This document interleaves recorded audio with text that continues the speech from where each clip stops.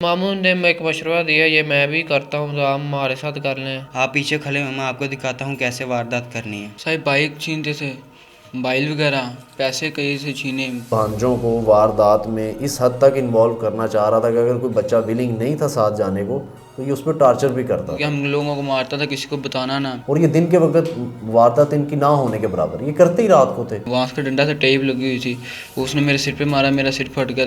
As कम है लेकिन ये इनको समझती कि हमने सिम यूज़ नहीं करनी। ਜਦੋਂ ਅਸੀਂ ਨਵੇਂ ਲੱਗੇ ਸੀ ਨਾ ਇਸ ਕੰਮ 'ਚ, ਉਦੋਂ ਥੋੜਾ ਖੌਫ ਆਇਆ ਸੀ। ਮਾਮੂ ਨੇ ਸਮਝਾਇਆ ਸੀ पुलिस की कोई टेंशन नहीं हैगी। बिस्मिल्लाहिर्रहमानिर्रहीम, अस्सलाम वालेकुम। एक्स रिपोर्टर में खुशामदीद। मेरा नाम है उमर याकूब और आप देख रहे हैं प्रोग्राम अनसेंसर्ड।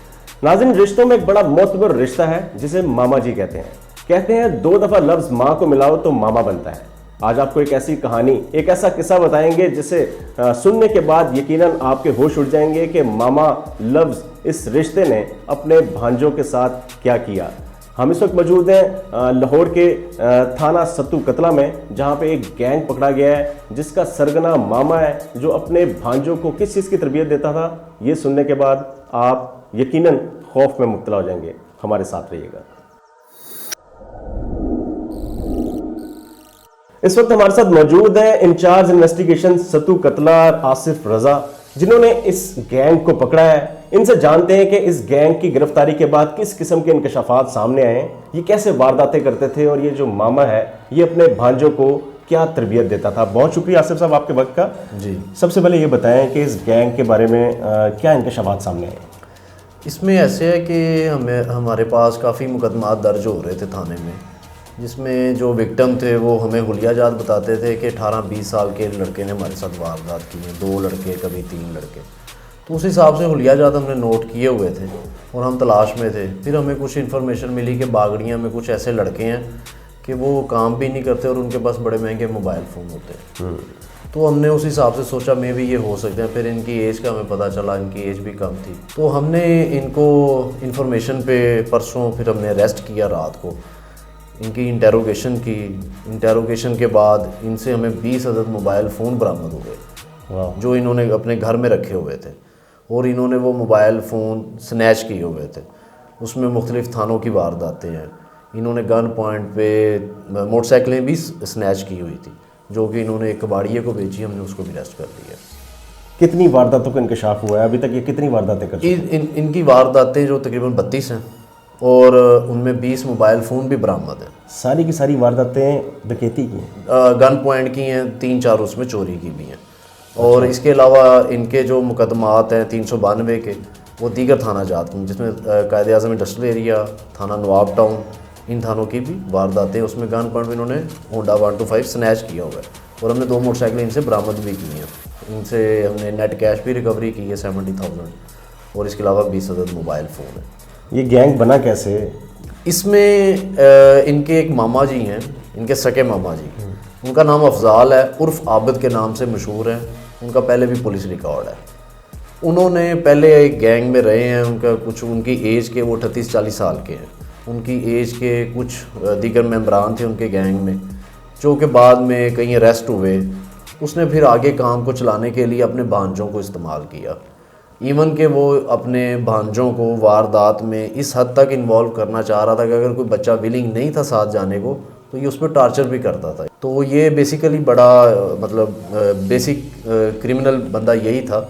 इसने आगे फिर इन बच्चों को तैयार किया और फिर ऐसा तैयार किया कि इन्होंने खुद भी बहुत सी वारदातें खुद करना शुरू तो ये पहली दफ़ा पकड़े गए? ये पहली दफ़ा पकड़े गए। किस तरह से मतलब टारगेट करते थे, क्या इंकशाफ? इनका तरीक़ाकार ये होता था, ये दिन के टाइम तो अपनी वारागर्दी करते थे, जिस तरह इस एज के बच्चे नॉर्मली करते हैं, जो स्कूल में नहीं जाते, कहीं काम नहीं करते।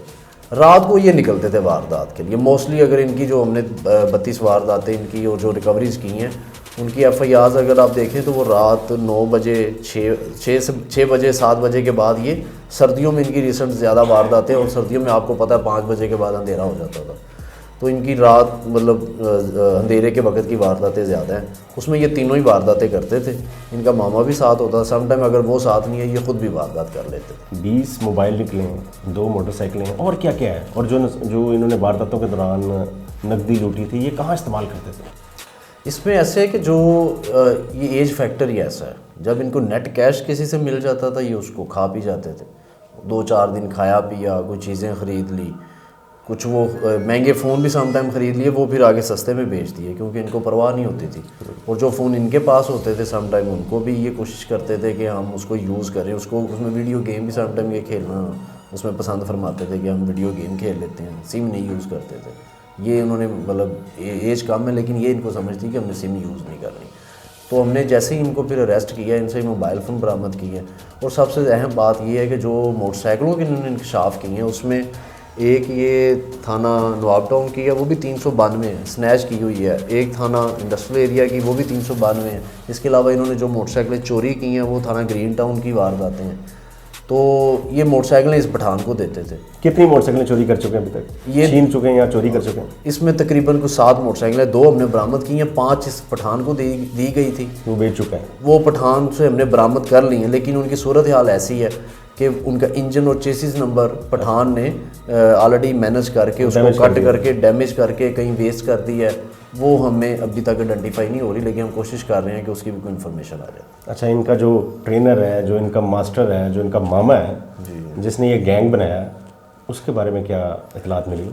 उसके जब हमने इनको रेड किया है, हमें इंफॉर्मेशन सिर्फ इन बच्चों की ज़्यादा थी कि इस एज के ना कुछ लड़के यहाँ पे हैं। और हमने इनको जब अरेस्ट कर लिया, उसको इन्फॉर्मेशन हुई कि मेरे भांजे पुलिस पकड़ के लेगी, वो तब से मफरूर हुआ है, भागा हुआ है।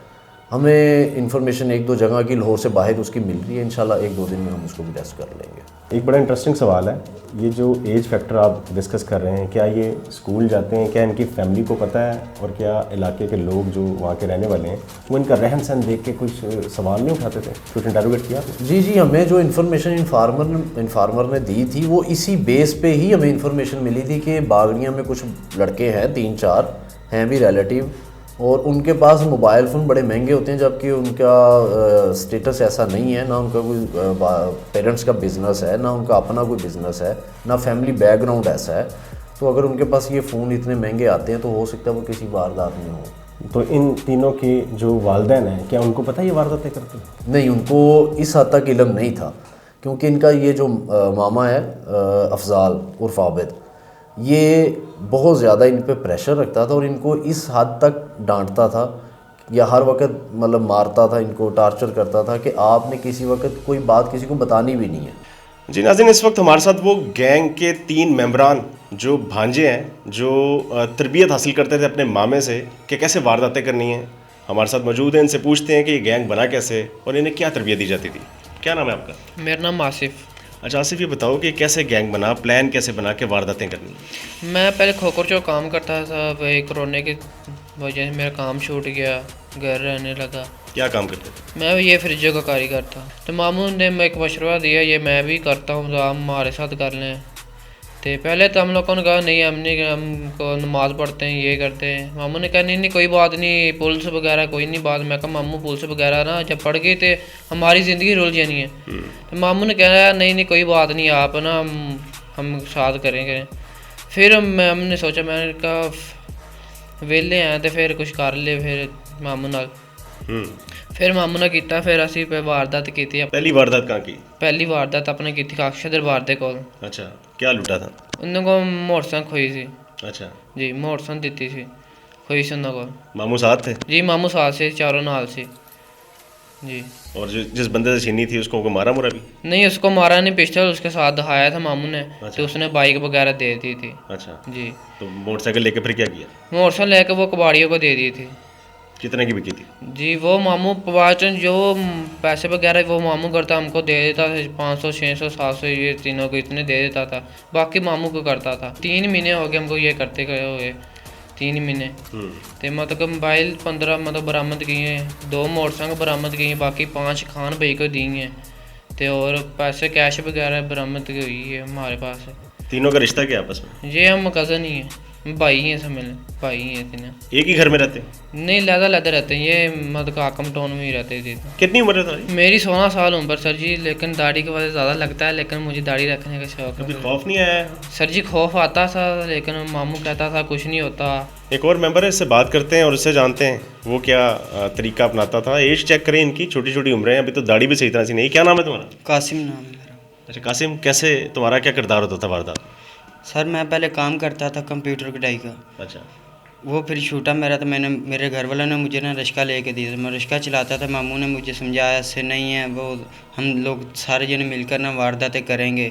हमने रोका था उससे, नहीं ऐसे नहीं है। वो कहता था पुलिस का कोई टेंशन नहीं है, पुलिस नहीं आती है, हाँ आप हमें नहीं कुछ भी कहते। कभी असला भी चलाया? नहीं, वो मामू के पास होता था, इसके साथ पास होता। अच्छा, 2 बंदों के पास असला होता है। तुम दोनों भाई हो? नहीं, कज़न और ये तीसरा? कज़न है। अच्छा, तीनों आपस में कज़न। हाँ जी। कभी खौफ आया हो कि यार पकड़े जाएंगे, या वारदात के दौरान कभी ऐसा मौका आया कि यार नहीं करनी, वापस जाने लगे हो, तो मामू का क्या रिएक्शन था? सर ਜਦੋਂ ਅਸੀਂ ਨਵੇਂ ਲੱਗੇ ਸੀ ਨਾ ਇਸ ਕੰਮ 'ਚ, ਉਦੋਂ ਥੋੜਾ ਖੌਫ ਆਇਆ ਸੀ। ਮਾਮੂ ਨੇ ਸਮਝਾਇਆ ਸੀ ਪੁਲਿਸ ਦੀ ਕੋਈ ਟੈਨਸ਼ਨ ਨਹੀਂ ਹੈਗੀ, ਮੈਂ ਆਪੇ ਸੰਭਾਲ ਲਾਂਗਾ। ਬਾਅਦੋਂ ਫਿਰ ਜਦੋਂ ਅਸੀਂ ਲੱਗ ਗਏ ਨਾ, ਉਦੋਂ ਫਿਰ ਉਹਨੇ ਸਮਝਾਇਆ ਸੀ ਵੀ ਮੇਰੇ ਕੋਲ ਬੰਦਾ ਹੈਗਾ, ਪੁਲਿਸ ਦੀ ਕੋਈ ਟੈਨਸ਼ਨ ਨਹੀਂ ਹੈਗੀ, ਤੁਸੀਂ ਕਰੋ ਮੇਰੇ ਨਾਲ ਵਾਰਦਾਤਾਂ। ਜਦੋਂ ਅਸੀਂ ਘਰ ਦੱਸਦੇ ਸਨ, ਉਦੋਂ ਸਾਡੇ ਘਰ ਦੱਸਣ ਤੋਂ ਪਹਿਲੇ ਸਾਨੂੰ ਮਾਰਦਾ ਮੁਰਦਾ ਸੀ। ਜਦੋਂ ਸਾਨੂੰ ਕੋਈ ਸੱਟ ਫੇਟ ਲੱਗ ਜਾਂਦੀ ਸੀ ਨਾ, ਤਾਂ ਘਰ ਜਾ ਕੇ ਆਖਦਾ ਸੀ ਵੀ ਆ ਬਾਹਰ ਮੁੰਡਿਆਂ ਨਾਲ ਲੜ ਕੇ ਆਏ ਨੇ, ਤੇ ਮੁੰਡਿਆਂ ਨੇ ਇਹਨਾਂ ਨੂੰ ਮਾਰਿਆ ਮੂਰਿਆ, ਤੇ ਬਹੁਤੇ ਬਦਤਮੀਜ਼ ਹੋ ਗਏ ਨੇ। ਘਰ ਵਾਲੇ ਵੀ ਉਹਦੀ ਗੱਲ 'ਤੇ ਯਕੀਨ ਕਰ ਲੈਂਦੇ ਸਨ। क्या करते थे उन पैसों से? पैसे से कुछ नहीं, जो बस खर्च लिए, क्या खर्च करते थे? कहाँ पे वो पैसे लगाते थे? खा भी लिए, दोस्तों में बांट लिए, बस यही कुछ। क्या यशी क्या करते थे? हाँ यशी, बस यही बोतलें पी ली बाहर जाके, ऐसे बस बैठा रहा लोगों से, दोस्तों में बांट लिए जो बात। अच्छा, किसको देख के इंस्पायरेशन आती थी? क्या प्लान बनता था कि यार इस तरह से करूँगा तो ये बनूंगा? क्या फिल्में भी देखते थे? हाँ जी, उन्होंने कहा से भी तुम जे अमीर बनना चाहते हो तो यही काम करना, जे तुम बन खान जाओगे इस तरह। तो फिर तीसरे की तरफ चलते हैं। तीसरा उम्र में तो इन दोनों से छोटा लग रहा है, इससे भी पूछते हैं क्या नाम है तुम्हारा? मेरा नाम सलमान। अच्छा सलमान, क्या एज है तुम्हारी? मेरी हैगी 14 साल। 14 साल। 14 साल का डाकू, 15 साल, 16 साल, क्या वारदातें करते थे? साहब बाइक छीनते थे, मोबाइल वगैरह, पैसे कहीं से छीने, वो जो पिस्टल होता है वो उसके पास होता है, इस तरह काम करते। मामू हमको लगाया इस कामों में, जो किसी को बताने की कोशिश करें मारते। मेरा उसने मुझे मारा था, बांस के डंडा से टेप लगी हुई थी, उसने मेरे सिर पे मारा, मेरा सिर फट गया। मैंने घर जाके बताया। किस वजह से मारा था? वो इसलिए मैं किसी को बताने लगा था अपने अबू को, ठीक है, तो वो किसी ने बता दिया, तो मैं घर जाके उसने कहा ये बाहर लड़के आया, उसने लड़कों ने मारा है इसको, क्योंकि हम लोगों को मारता था, किसी को बताना ना। कभी ऐसा हुआ कि वारदात के लिए जाने से इनकार कर दिया हो? कभी ये हुआ कि पूरा गैंग इकट्ठा नहीं हो सका तो मामा क्या कहता? नहीं, इकट्ठे होते थे, जो किसी को कहते थे ना आज नहीं हमने जाना, तो वो बोलता था, मारता था हम लोगों को, तो फिर इसलिए हम उसके साथ जाते। पहले गलती जल्दी कोई कहते सी अस नहीं जाना, डर जो लगता मारता सी, तो असं नाल जाते सी। पैसे कहाँ इस्तेमाल किए? जो मिलते थे, शवारमा खा लिया, बर्गर खा लिया, इस तरह की चीज़ें, बोतलें पी ली, दोस्तों के साथ बाहर जाना, घूमना, दूर दूर जाना, मतलब ये इस तरह की दाता साहब दरबार, इस तरह की जगहों पर जाना लगा लेना। कितने पैसे मिल जाते थे वारदात? वो पैसे मिलते थे, मामू हम लोगों को थोड़े थोड़े देता था, 1000-500, फिर हम इकट्ठे करके खाते थे। इस सबसे ज़्यादा बड़ी वारदात जो की है उसमें कितने पैसे निकाले थे? कितने पैसे मिले थे? सही अभी तक बड़ी तो कोई नहीं, छोटी छोटी की बाइकें की, मोटरसाइकिलों, मोबाइलों की, इस तरह की बड़ी तब तक कोई नहीं। कि मामू करता हो उसका पता नहीं, क्यों पिस्टल वगैरह भी उसके पास ज़्यादा होते हैं, वो हमारे से बड़ा। कभी असला चलाया? नहीं चलाया, कभी नहीं चलाया। कभी किसी को नुकसान पहुंचाया? नहीं, किसी को नुकसान नहीं पहुंचाया। 20 मोबाइल बरामद हुए तुम्हारे से, उन मोबाइलों को घर में क्यों रखा था? घर में साज वो मामू ने पकड़ाया था, उसने कहा ये रखो आपसे ले लेंगे, वो भाग गया, फिर वो हमारे से निकले। जी व्यूअर्स, आपने देखा कैसे इन कम उम्र बच्चों को इनके सगे मामा ने वारदातें करने पे मजबूर किया, ट्रेन किया और इनके साथ मिलके 32 से ज़ायद वारदातें की, जिसमें चोरी, डकैती, छीना झपटी और न जाने क्या क्या कुछ करते रहे। अभी मामे की गिरफ्तारी, जो मरकजी मुलजिम है इस गैंग का सरगना है, उसकी गिरफ्तारी अभी बाकी है। पुलिस का कहना है जल्द ही उसे भी गिरफ्तार कर लिया जाएगा। उम्मीद करता हूँ आपको ये वीडियो पसंद आई होगी। मजीद ऐसे दिलचस्प और मालूमाती वीडियोस देखने के लिए मेरे चैनल को सब्सक्राइब करें, लाइक करें और शेयर करें। अभी तक के लिए अपने मेज़बान उमर याकूब को इजाज़त दें और देखते रहें एक्स रिपोर्टर। खुदा हाफिज़।